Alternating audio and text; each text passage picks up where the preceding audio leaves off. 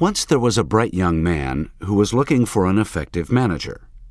He wanted to work for one. He wanted to become one. His search had taken him over many years to the far corners of the world. He had been in small towns and in the capitals of powerful nations.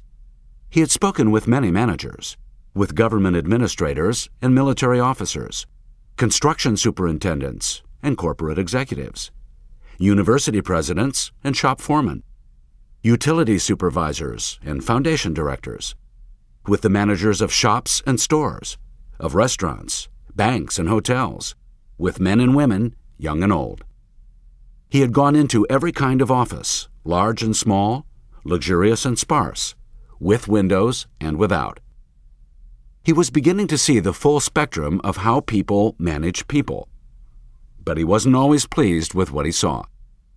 He had seen many tough managers whose organizations seemed to win, while their people lost.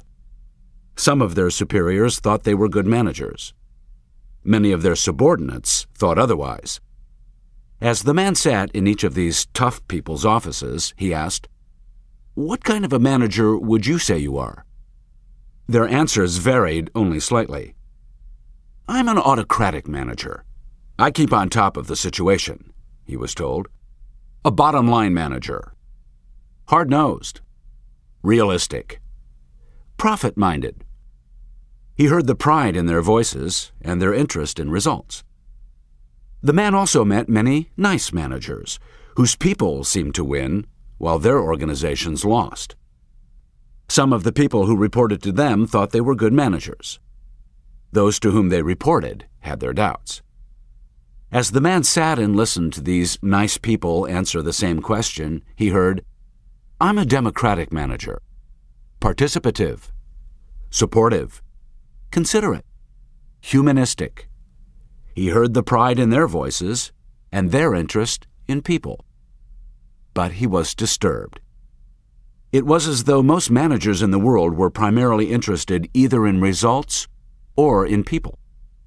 The managers who were interested in results often seemed to be labeled autocratic, while the managers interested in people were often labeled democratic. The young man thought each of these managers, the tough autocrat and the nice democrat, were only partially effective. "It's like being half a manager," he thought. He returned home tired and discouraged.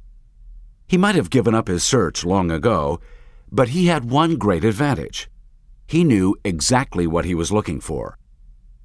Effective managers, he thought, manage themselves and the people they work with so that both the organization and the people profit from their presence. The young man had looked everywhere for an effective manager, but had found only a few. The few he did find would not share their secrets with him. He began to think maybe he would never find out what really made an effective manager tick. Then he began hearing marvelous stories about a special manager who lived, ironically, in a nearby town. He heard that people liked to work for this man and that they produced great results together. The young man wondered if the stories were really true, and if so, whether this manager would be willing to share his secrets with him. Curious, he telephoned the special manager's secretary for an appointment. The secretary put him through immediately. The young man asked this special manager when he could see him. He heard, "Any time this week is fine except Wednesday morning. You pick the time." The young man quietly chuckled because this supposedly marvelous manager sounded like a kook to him. What kind of manager had that kind of time available? But the young man was fascinated. He went to see him. When the young man arrived at the manager's office, he found him standing and looking out of the window. When the young man coughed, the manager turned and smiled. He invited the young man to sit down and asked, "What can I do for you?" The young man said, "I'd like to ask you some questions about how you manage people." The manager willingly said, "Fire away." "Well, to begin with, do you hold regularly scheduled meetings with your subordinates?" "Yes, I do. Once a week on Wednesdays from 9 to 11. That's why I couldn't see you then," responded the manager. "What do you do at those meetings?" probed the young man. I listen while my people review and analyze what they accomplished last week, the problems they had, and what still needs to be accomplished. Then we develop plans and strategies for the next week. Are the decisions made at those meetings binding on both you and your people? Questioned the young man. Of course they are, insisted the manager.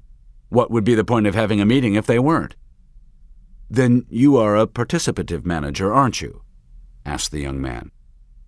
On the contrary, insisted the manager. I don't believe in participating in any of my people's decision-making. Then what is the purpose of your meetings? I already told you that, he said. Please, young man, do not ask me to repeat myself. It is a waste of my time and yours. We're here to get results, the manager continued. The purpose of this organization is efficiency. By being organized, we are a great deal more productive. Oh, so you're aware of the need for productivity. Then you're more results-oriented than people-oriented, the young man suggested. No, the manager resounded, startling his visitor. I hear that all too often. He got to his feet and began to walk about. How on earth can I get results if it's not through people? I care about people and results. They go hand in hand. Here, young man, look at this. The manager handed his visitor a plaque. I keep it on my desk to remind me of a practical truth. People who feel good about themselves produce good results. As the young man looked at the plaque, the manager said, Think about yourself. When do you work best? Is it when you feel good about yourself, or when you don't? The young man nodded as he began to see the obvious. I get more done when I'm feeling good about myself, he responded. Of course you do, the manager agreed, and so does everyone else. The young man raised his index finger with newfound insight. So, he said, helping people to feel good about themselves is a key to getting more done. Yes, the manager agreed. However, remember, productivity is more than just the quantity of work done, it is also the quality. He walked over to the window and said, Come over here, young man. He pointed to the traffic below and asked, Do you see how many foreign cars there are on the road? The young man looked out at the real world and said, I see more of them every day, and I guess that's because they're more economical and they last longer? The manager nodded reluctantly and said, Exactly. So why do you think people are buying foreign cars? Because American manufacturers didn't make enough cars? Or, the manager said without interrupting, because they did not make the quality car the American public really wanted. Now that I think of it, the young man answered, it's a question of quality and quantity. Of course, the manager added. Quality is simply giving people the product or service they really want and need. The older man stood at the window, lost in his thoughts. He could remember, not so long ago, when his country provided the technology that helped to rebuild Europe and Asia. It still amazed him that America had fallen so far behind in productivity. The young man broke the manager's concentration. I'm reminded of an ad I saw on television, the visitor volunteered. It showed the name of the foreign car, and over it came the words, If you're going to take out a long-term car loan, don't buy a short-term car. The manager turned and said quietly, I'm afraid that's a rather good summary. And that's the whole point. Productivity is both quantity and quality. The manager and his visitor began to walk back toward the couch. And frankly, the best way to achieve both of these results is through people. The young man's interest increased.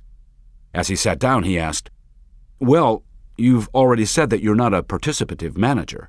Just how would you describe yourself? That's easy, he responded without hesitation. I'm a one-minute manager. The young man's face showed surprise. He'd never heard of a one-minute manager. You're a what? The manager laughed and said, I'm a one-minute manager. I call myself that because it takes very little time for me to get very big results from people. Although the young man had spoken with many managers, he had never heard one talk like this. It was hard to believe. A 1-minute manager? Someone who gets good results without taking much time. Seeing the doubt on his face, the manager said, "You don't believe me, do you? You don't believe that I'm a 1-minute manager?" "I must admit it's hard for me even to imagine," the young man responded. The manager laughed and said, "Listen, you'd better talk to my people if you really want to know what kind of manager I am." The manager leaned over and spoke into the office intercom. His secretary, Ms. Metcalf, came in moments later and handed the young man a sheet of paper. "Those are the names, positions, and phone numbers of the 6 people who report to me," the 1-minute manager explained. "Which ones should I talk to?" the young man asked. "That's your decision," the manager responded. "Pick any name, talk to any one of them or all of them." "Well, I mean, who should I start with?" "I already told you. I don't make decisions for other people," the manager said firmly. "Make that decision yourself." He stood up and walked his visitor toward the door. "You have asked me not once but twice to make a simple decision for you. Frankly, young man, I find that annoying. Do not ask me to repeat myself. Either pick a name and get started, or take your search for effective management elsewhere." The visitor was stunned. He was uncomfortable, very uncomfortable. A moment of embarrassed silence seemed like an eternity. Then the 1-minute manager looked the young man in the eye and said, "You want to know about managing people, and I admire that." He shook his visitor's hand. "If you have any questions after talking to some of my people," he said warmly, "come back and see me. I appreciate your interest and desire to learn how to manage. I would, in fact, like to give you the concept of the 1-minute manager as a gift. Someone gave it to me once, and it's made all the difference to me. I want you to understand it fully. If you like it, you may want to become a 1-minute manager yourself someday." "Thank you," the young man managed. He left the manager's office somewhat dumbfounded. As he passed the secretary, she said understandingly, "I can see from your dazed look that you've already experienced our 1-minute manager." The young man said very slowly, still trying to figure things out, "I guess I have." "Maybe I can help you," Ms. Metcalf said. "I phoned the 6 people who report to him. 5 of them are here, and they have each agreed to see you. You may be better able to understand our 1-minute manager after you've spoken with them." The young man thanked her, looked over the list, and decided to talk to 3 of them, Mr. Trennell, Mr. Levy, and Ms. Brown.